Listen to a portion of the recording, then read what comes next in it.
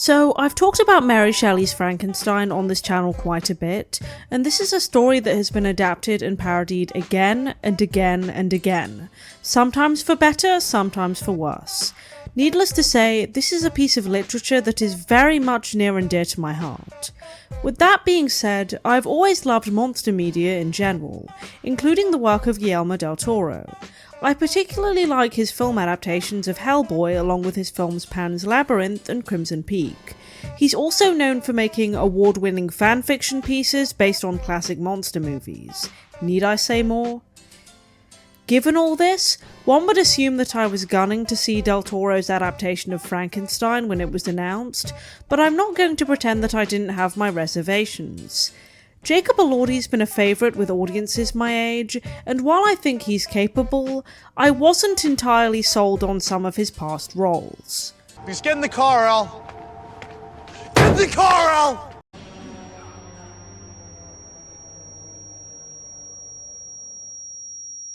But curiosity always wins, right guys? So I headed down to the cinema with my friends, and left with some pretty mixed thoughts.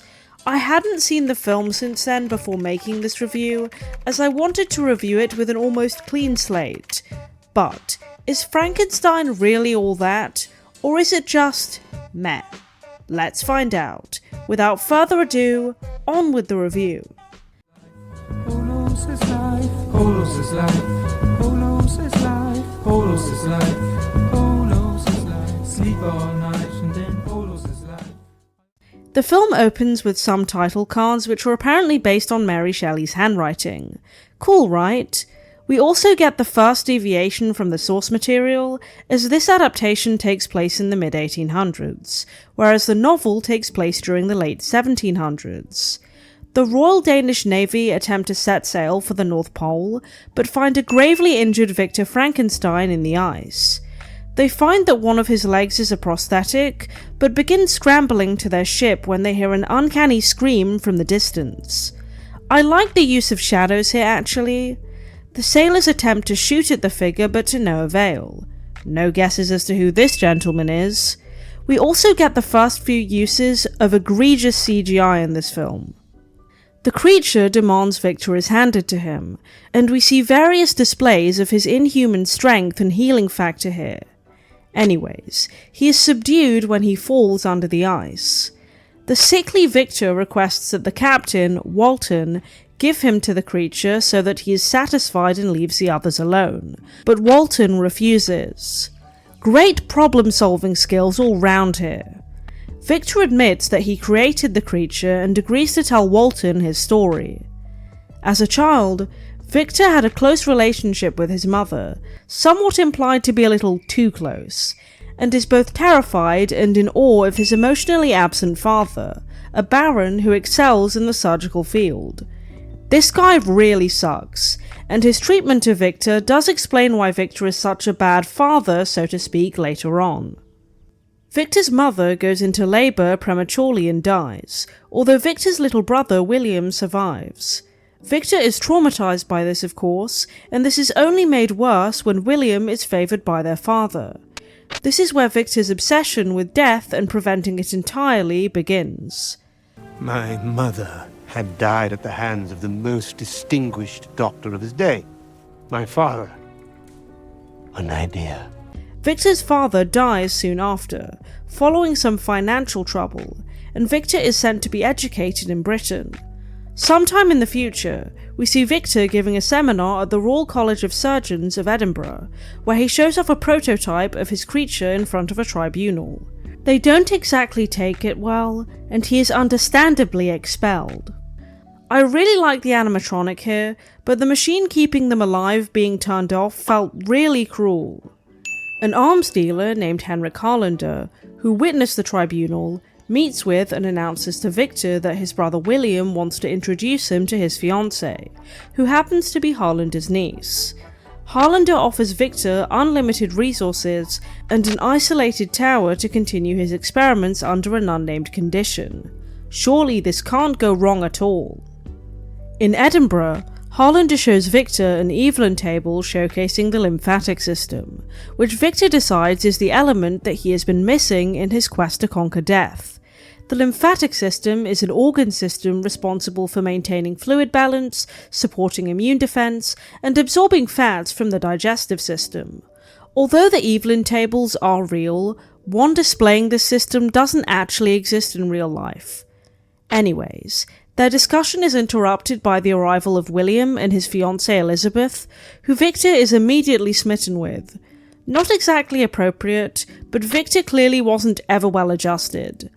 At lunch, Elizabeth rebuffs Victor's ideas and calls him arrogant. She also really doesn't approve of her uncle's line of work either. Only to fall on a battlefield far away, far from those that provoke these tragedies. Those men remain at home, untouched by blood or bayonet. We see Victor gather body parts from hanged criminals and soldiers killed in the ongoing Crimean War, and he pretends to be a priest after seeing Elizabeth head to confessions. She confesses that she hates Victor because he is manipulative and lacks self-awareness. You can see him, even on a busy street on market day. They do strike up a friendship, which Victor seems to interpret as more romantic than Elizabeth does, and she reveals an obsession with insects as they appeal to her love of purity and innocence in nature. He sort of comes across as a "where's my hug at" type of guy in this part of the story. Victor fiddles around in the lab and reanimates his corpse temporarily, and when this played in the cinema, it scared the shit out of me. He and Harlander take some interesting looking photographs of their project, which are not unlike similar photographs from the time this is set. One stormy evening, Harlander reveals he is dying of syphilis and unveils his condition for supporting Victor's project. He wants his brain to be transplanted into the body of the creature. Victor refuses, as Harlander could already have neurosyphilis, so Harlander attempts to sabotage the experiment. This ends about as well as you'd expect. I do feel kind of bad for Harlander here, as while his health is his responsibility, that is a horrible way to go. Anyways, the experiment goes on and lightning strikes as planned, but it fails to reanimate the simulacrum.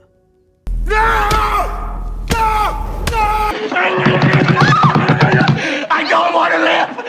I do not want to live! Or does it? Victor wakes up to the creature standing at the foot of his bed, who starts off very much like an infant. He's afraid of the sun and is excited by new things like water. The old jangly key trick works with a chain, because Victor is a twat who chains the poor thing in his basement. The creature struggles to progress verbally and can only utter a single word: Victor. This, combined with the creature's growing strength, frustrates Victor and he begins to imitate his father's parenting style. He believes that this is a sign that the creature is unintelligent, which unfortunately represents the attitude towards those with communication needs at the time. I mean, the creature clearly understands Victor. Open your hand! Open! Open it! All this rubbish is interrupted by a surprise visit from William and Elizabeth, and Victor lies to them about Harlander's fate. Elizabeth goes snooping around the place and ends up finding the creature, who she feels great empathy for. She spends time talking to him that night and tells him her name.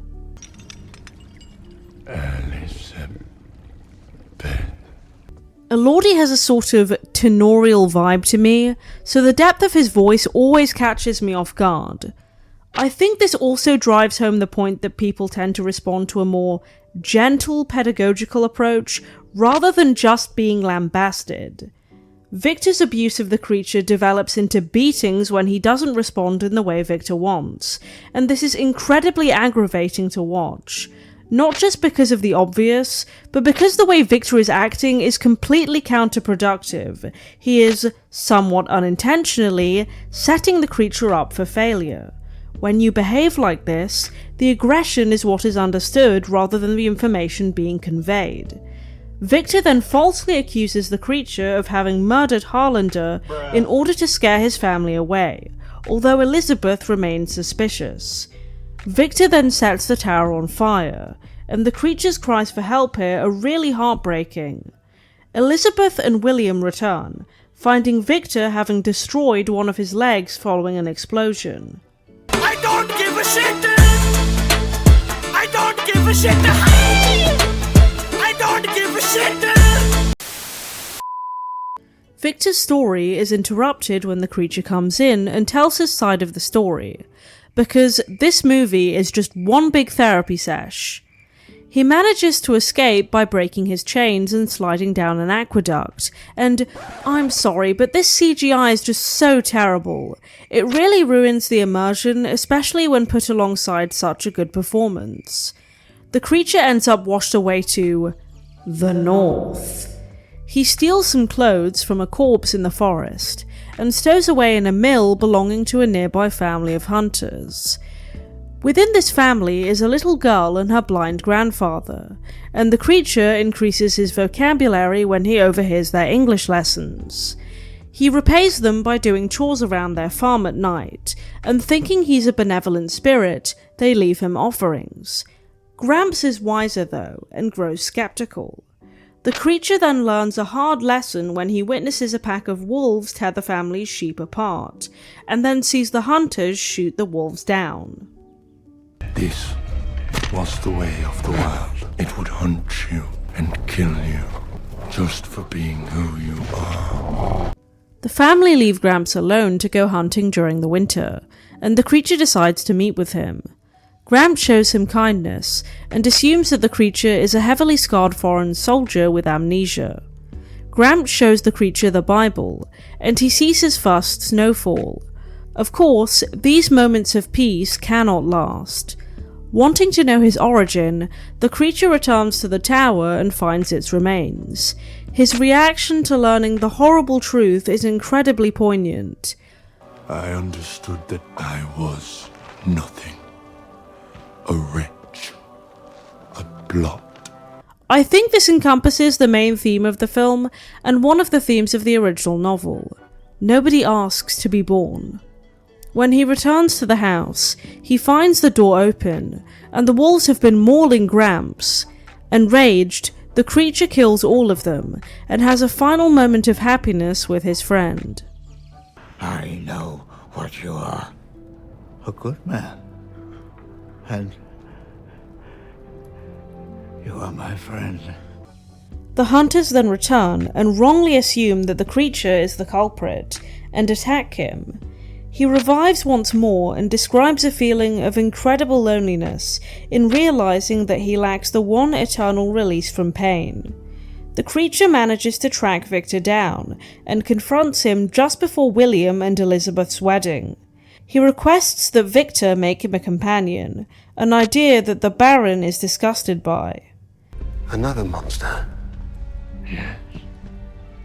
We can be monsters together. Victor is afraid that he will make a species of immortal creatures, and this spurning infuriates the creature further, and the wedding guests overhear the creature brutalizing his creator. Elizabeth responds to this unusually, and she embraces the creature. Interpreting this as romantic, Victor attempts to shoot the creature but ends up shooting Elizabeth. This is basically speedrunning the last half of the novel, where Victor begins to create the bride but destroys her before he completes her, and the creature destroys Elizabeth, who is Victor's fiancée, as revenge. The wedding guests attempt to apprehend the creature, and William ends up hitting his head on the mantelpiece when the creature shrugs him off. The creature picks Elizabeth up and they just let him leave. Victor attempts to attend to William, but William refuses any help. You are the monster. And this is where the movie started to lose me. You don't have to spell it out for us. I think that point has been made clear since the start of the film. Elizabeth waxes poetic about being lost and found in love, and finding purity in the creature while Victor begins his quest for blood. Victor literally chases the creature across the world, and all of his attempts to kill his creation fail, including an attempt to blow him up with dynamite. Victor finally apologizes to the creature, and we get one of the cringiest exchanges in recent cinema. If death is not to be, then consider this, my son, while you are alive. choice do you have but to live? Okay, don't get me wrong. I get what they were going for here, but it really wasn't giving. Again, I think a parental relationship is what Shelley was intending, but you don't have to spell it out. Victor dies and the ship crew let the creature go. He walks off into the distance, and the film ends with a surprisingly holistically beautiful sequence. So, what did I think of Frankenstein overall? I enjoyed it, but it's definitely not without its faults. I can't really discuss this film without discussing its most glaring changes from the source material. Other than the setting, the book's narrative structure is a bit different. Like later novels such as Dracula, Frankenstein has a letter-based structure, and this is very compressed for the film. The letters are also mostly from Walton. In the novel, Victor is a young university student, who's curious but also guilty, self-pitying, and inconsistent. His obsession grows for roughly a year and then burns out as soon as the creature comes to life. The film gives Victor a more heavily tragic and traumatic backstory, with a childhood marked by abuse and humiliation, to fit the cycle of trauma motif. He is much more overtly cruel as opposed to neglectful, and his remorse is stripped away, reducing him to a basic antagonist rather than a more complex character. On top of this, Shelley's creature becomes articulate and philosophical, teaching himself language and rhetoric. In the film, he retains his intelligence and sensitivity, but is generally less verbose. He is also much more responsible for the violence in the book, and even goes on a killing spree. The violence that the creature partakes in is also much more gradual and revenge-focused than in the film. On top of explicitly killing Elizabeth in the book, the creature murders William after learning he is Victor's brother, and frames Victor's servant, Justine, resulting in her hanging. Del Toro, however, largely makes the creature's violence reactive to make the audience more sympathetic. He also has a pronounced regenerative ability in the film, which is not part of the original novel and comes more from later media. He's also described as far more uncanny by Shelley. The novel's end is far more bleak, where the creature vows to destroy himself following Victor's death. However, I was actually quite happy with the casting of the film overall. Mia Goth plays a dual role as Victor's mother and Elizabeth, and she was basically made for these roles with her ability to portray quirky fragility. It also helps Victor look even creepier. Now, I was incredibly impressed with Jacob Elordi's performance. As I said, I hadn't really enjoyed his roles in anything I'd seen him in beforehand, but I knew he definitely had it in him. The creature is a very menacing character, but there is also a lot of weakness and vulnerability there, and the ability to portray both well takes a lot of skill and suggests a deep understanding of the character. I'd think he'd fare better if he played more monster-type characters actually. I've heard some people say that he's only good because he doesn't talk for half the film. I really disagree with this, and I feel like it really undermines one of the more difficult parts of acting. A lot of being able to act well is expression and physicality, and I think that this is often more important than dialogue, especially for roles like this. The silent era was a thing, remember? While I think Elordi has an advantage here physically because of his stature, he comes across as very sincere, and I really believe the pain and sadness in his eyes in a lot of the scenes. His northern accent isn't great, but it's less painful than the one in his more recent expedition, let's say. As I said before though, the ending really lost me.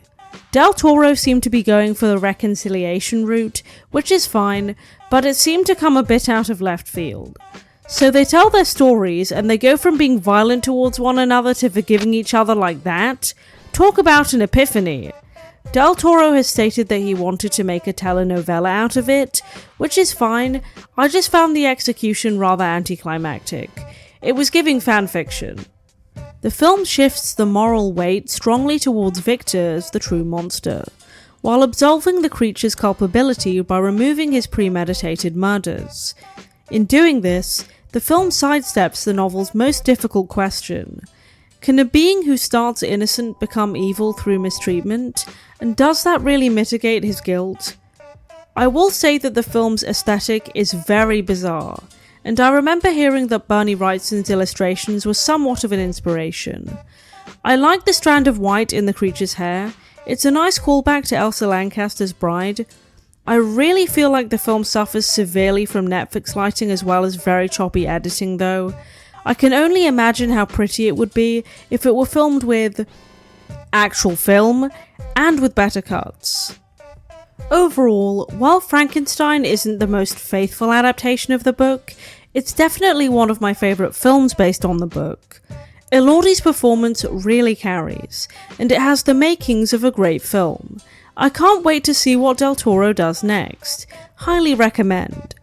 Well, that's all for this video. Don't forget to like and subscribe, and as always, thanks for watching.